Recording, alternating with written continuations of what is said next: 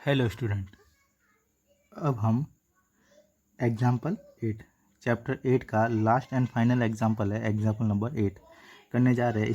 इसके बाद में अपन एक्सरसाइज 8.1 शुरू कर देंगे। इसके अंदर एक ही एक्सरसाइज है, केवल 8.1, इसीलिए इसके सारे एग्जाम्पल मैंने करवा दिए, क्योंकि एग्जाम्पल में से क्वेश्चन इसके अंदर से ज़्यादा आते हैं और सारे टाइप के एग्जाम्पल इसके अंदर आ गए हैं, तो आपके एक्सरसाइज करने में कोई प्रॉब्लम नहीं होगी।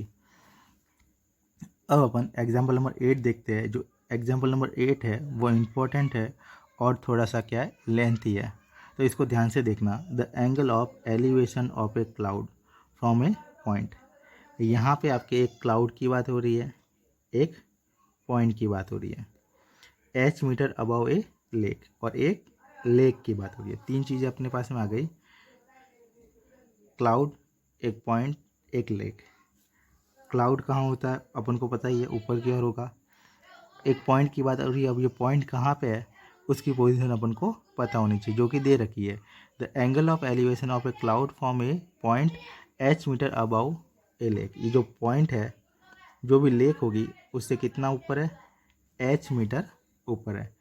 इज एल्फा, ये एल्फा क्या है, इस पॉइंट से इस क्लाउड का elevation angle. The elevation angle of a cloud from a point is alpha. क्या दे रखा है, अल्फा दे रखा है। अब ये तीनों चीज़ें अपन बना देते हैं डायग्राम के अंदर। सबसे पहले मैं ड्रॉ कर देता हूँ लेक। लेक का ये क्या है, सरफेस है, जो मैंने ड्रॉ किया है वो लेक का सरफेस हो गया। यहाँ पे लेक के ऊपर, यहाँ पे ये आपके एक क्लाउड हो जाएगा, और एक पॉइंट ले लेता हूँ, ये आपके कोई एक पॉइंट है। यहाँ पे दे रखा है इन दोनों के, ये आपके पॉइंट है, इसका और इसका एलिवेशन एंगल। एलिवेशन एंगल बनाने के लिए आपके पास में क्या होना चाहिए, बेस होना चाहिए। तो मैं इसका क्या ड्रॉ कर देता हूँ, बेस। ये एलिवेशन एंगल इसमें दे रखा है अल्फा। यहाँ तक क्लियर है। दे रखा है the angle of elevation of a cloud. Cloud का elevation angle from a point, कहाँ से, किसी पॉइंट से क्लाउड का एलिवेशन एंगल कितना है, इज अल्फा। अल्फा आगे दे रखा है and the angle of diffraction. Diffraction नीचे की ओर बनता है, ऑफ इट्स रिफ्लेक्शन। किसके रिफ्लेक्शन का, क्लाउड का। क्लाउड ये ऊपर है, ठीक है, इसका जो रिफ्लेक्शन होगा वो पानी के अंदर बनेगा, लेक के अंदर बनेगा। ये जितना हाइट पे है उतना का उतना अंदर इसका क्या बनेगा, रिफ्लेक्शन बनेगा। ये जितना है उतना का उतना यहाँ पे अंदर बनेगा। मान लो इस पॉइंट को मैं सी दे देता हूँ, तो इसका रिफ्लेक्शन को मैं नया पॉइंट दे देता हूँ सी डैश। आप नाम अपने हिसाब से कुछ भी दे सकते हो, कोई ज़रूरी नहीं कि आप सी डैश दो, कुछ भी नाम इसका दे सकते हो अल्फ़ाबेट के अंदर। तो ये आपके पॉइंट को मैं मान लेता हूँ ए, ठीक है। ए कोई पॉइंट है, यहाँ से इसका एलिवेशन एंगल अल्फ़ा है, और यहाँ से इसका ऊपर से नीचे की ओर डिफ्रेक्शन एंगल ये क्या दे रखा है, बीटा दे रखा है, ठीक है। इसको और इसको क्या कर दो, ज्वाइन कर दो। यहाँ पे आपके दो राइट एंगल ट्राइंगल दिख रहे होंगे, एक ऊपर और एक नीचे। आपको फाइंड करना है क्लाउड की हाइट, कहाँ से, ये आपके लेक के सरफेस से, यानी यहाँ से क्लाउड की आपको हाइट फाइंड करनी है।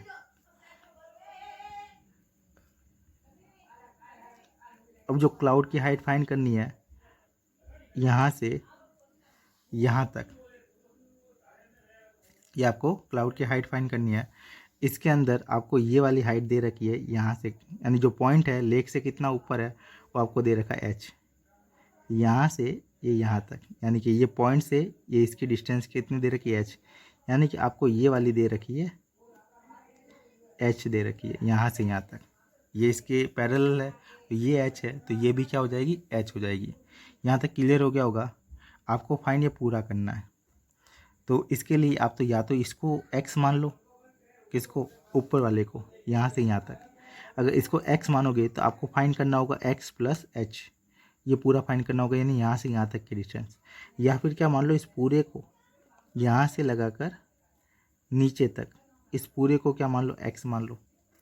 तो आपको x ही फाइंड करना होगा, क्योंकि आपने पूरा माना है, तो आपको अभी फाइंड क्या करना होगा, x ही फाइंड करना होगा। यहाँ से यहाँ तक x माना है, तो इसके अकॉर्डिंग अगर ये पूरा x है तो ये जो ऊपर वाला होगा वो क्या होगा, x माइनस एच, ये होगा x माइनस, पूरे में से नीचे वाला माइनस करोगे तो ये आपके x माइनस एच आ जाएगा, ये ऊपर वाला।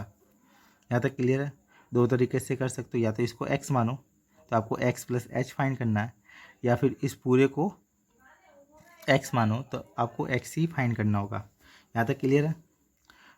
ये आपके डिस्टेंस यहाँ से यहाँ तक x है, तो ये नीचे वाली होगी, ये भी क्या होगी, x ही होगी, क्योंकि जितना पानी के ऊपर वो पॉइंट होगा या क्लाउड होगा उतना का उतना उसके अंदर रिफ्लेक्शन बनेगा। तो ऊपर x हाइट पे है तो नीचे भी क्या होगा, x होगा।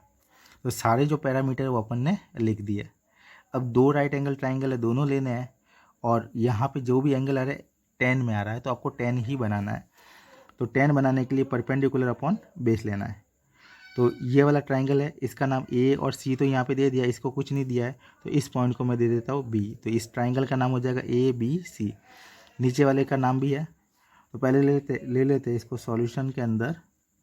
पहला वाला जो राइट एंगल ट्राइंगल है, इन ट्राइंगल ए बी सी में यहाँ पे जो बी सी परपेंडिकुलर है, बी सी आपके क्या दे रखा है, perpendicular, B C upon base कितना, ए बी, ये आपके हो जाएगा 10, ठीक है। और यहाँ पे एंगल दे रखा है अल्फ़ा, तो ये आपके हो जाएगा 10 अल्फ़ा। तो यहाँ से आप दोनों में से एक की वैल्यू फाइंड कर सकते हो। 10 अल्फ़ा की वैल्यू यहाँ से आप क्या कर सकते हो, फाइंड कर सकते हो। बी सी की वैल्यू भी निकल जाएगी यहाँ से, और ए बी की वैल्यू भी निकल जाएगी। तो यहाँ से मैं किसकी वैल्यू निकाल रहा हूँ, ए बी की। क्रॉस मल्टीप्लाई करवा दो, इसको इससे और इसको इससे, इसको इससे मल्टीप्लाई करवाओगे बी सी, इसको इससे मल्टीप्लाई करवाओगे तो ये आ जाएगा A B 10 alpha equal B C. तो यहाँ पे ए बी की वैल्यू आ जाएगी, क्योंकि ए बी की वैल्यू आपको बिल्कुल पता नहीं है, तो ए बी इक्वल आ जाएगा बी सी अपॉन 10 अल्फ़ा, और बी सी आपके पास में है x minus h upon 10 alpha. इसको इक्वेशन नंबर फर्स्ट देके छोड़ दो। मैंने यहाँ पे ए बी की वैल्यू निकाली है इसकी। अब जब दूसरा राइट एंगल ट्राइंगल लोगे वहाँ पे भी ए बी आएगा, तो उस ए बी की जगह ये वैल्यू पुट करवा सकते हो, क्योंकि आपको ए बी को एलिमिनेट करना है, ए बी लाना नहीं है, 10 अल्फ़ा एच और एक्स में लाना है। अब दूसरा राइट एंगल ट्राइंगल ले लेते हैं, इन राइट एंगल ट्राइंगल, इसका नाम है A B C dash, A B C dash. यहाँ पे भी आपको 10 ही बनाना है। तो 10 बनाने के लिए जो एंगल के सामने वाला परपेंडिकुलर है, परपेंडिकुलर यहाँ पे हो जाएगा B C dash upon base, वही होगा ए बी इक्वल 10। यहाँ पे एंगल क्या है, बीटा। ए बी की वैल्यू इक्वेशन नंबर फर्स्ट से रख दो, फ्रॉम इक्वेशन नंबर फर्स्ट से वैल्यू पुट करवा दो। बी सी डैश की वैल्यू अपने पास में है, बी सी डैश की वैल्यू यहाँ से यहाँ तक कितनी है, एच प्लस एक्स है। ये देखो बी सी डैश कितना, ये एच है और ये एक्स है, तो दोनों को ऐड करोगे तो ये आ जाएगा x plus h upon A B की वैल्यू इक्वेशन नंबर फर्स्ट से रखूँगा, क्या रखूँगा, x minus h upon 10 alpha, और इक्वल में क्या है 10 बीटा। ये डिवाइड हो रहा है, उधर जाके क्या हो जाएगा, मल्टीप्लाई। तो ये हो जाएगा x plus H equal 10 beta multiply, ये डिवाइड में इधर आके मल्टीप्लाई हो जाएगा x minus h upon 10 alpha. यहाँ तक क्लियर हो गया होगा। केवल वैल्यू पुट करवाई है इक्वेशन नंबर फर्स्ट से और इस फिगर से।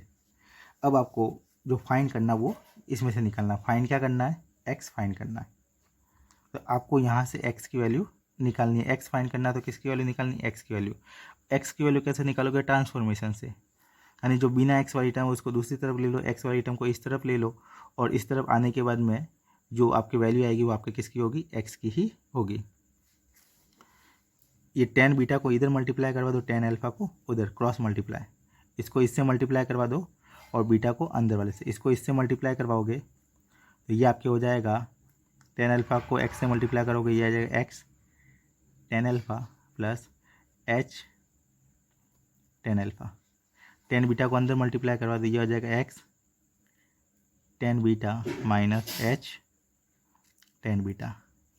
अब जो एक्स वाली टर्म है उसको राइट साइड में ले लेते हैं, सॉरी एक्स वाली टर्म है उसको लेफ्ट साइड में ले लेते हैं, क्योंकि एक्स की वैल्यू फाइंड करनी है। तो ये एक्स वाली टर्म है और ये एक्स वाली टर्म है, इस दोनों को इस साइड ले लेता हूँ। तो यहाँ पे हो जाएगा जो लाना उसके अकॉर्डिंग है। यहाँ पे आपके tan beta minus tan alpha लाना है। क्या लाना है? बीटा माइनस एल्फा लाना है। तो इसको उधर भेजोगे तो बीटा माइनस का हो जाएगा, एल्फा प्लस का हो जाएगा, तो उल्टा लाना है। तो मैं इसको इस साइड लिख देता हूँ, इसको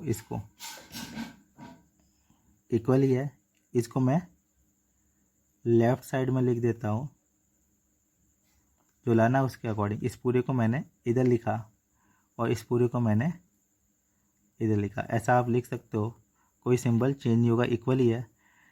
इस पूरे को उठा के इधर रखा, इस पूरे को उठा के इधर रखा। ऐसा इसलिए किया ताकि आपके पास में क्या आ जाए, बीटा माइनस एल्फा आ जाए, जो कि आपको ये लाना है कि बीटा इधर होगा तो इसको उस साइड भेजोगे तो ये आपके पास में आ जाएगा बीटा माइनस एल्फा। एक्स